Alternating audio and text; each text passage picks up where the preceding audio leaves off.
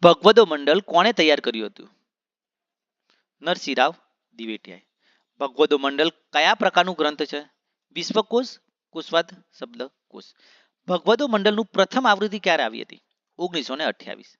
ભગવદો મંડળમાં કેટલા ખંડો છે? 9. ભગવદો મંડળની વિશેષતા શું છે?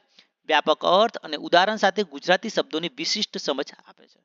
ભગવદો મંડળનું પ્રકાશન કઈ સંસ્થાએ કર્યું હતું? ગુજરાત રાજ્ય ભાષા નિગમ. ભગવદો મંડળના એક ભાગરૂપે કયા પ્રકારના સાહિત્યનો સમાવેશ થાય છે? લોક સાહિત્ય. ભગવદો મંડળમાં કેટલાથી વધુ શબ્દોનો સમાવેશ છે? આશરે 50,000 થી વધારે. ભગવદો મંડળનો શ્રેષ્ઠ ઉપયોગ કોના માટે છે? સંશોધકો, અનુવાદકો અને ભાષા વિવાદો માટે. ભગવદો મંડળમાં કયું વિશિષ્ટ રૂપ છે? ગુજરાતી ભાષાના ઐતિહાસિક રૂપો. ભગવદો મંડળની વિશાળતાઓમાં શેનો સમાવેશ થાય છે? શબ્દો સાથે ઐતિહાસિક, સાંસ્કૃતિક અને સાહિત્યિક સંદર્ભો. ભગવદો મંડળમાં કઈ ભાષાના શબ્દોનો સમાવેશ થાય છે? ફક્ત ગુજરાતી. ભગવદો મંડળનો મુખ્ય હેતુ શું છે? ગુજરાતી ભાષાનું સંશોધન અને જતન કરવું. ભગવદો મંડળના સંપૂર્ણ ડિજિટલ આવૃત્તિ ક્યારે ઉપલબ્ધ બની? 2009માં.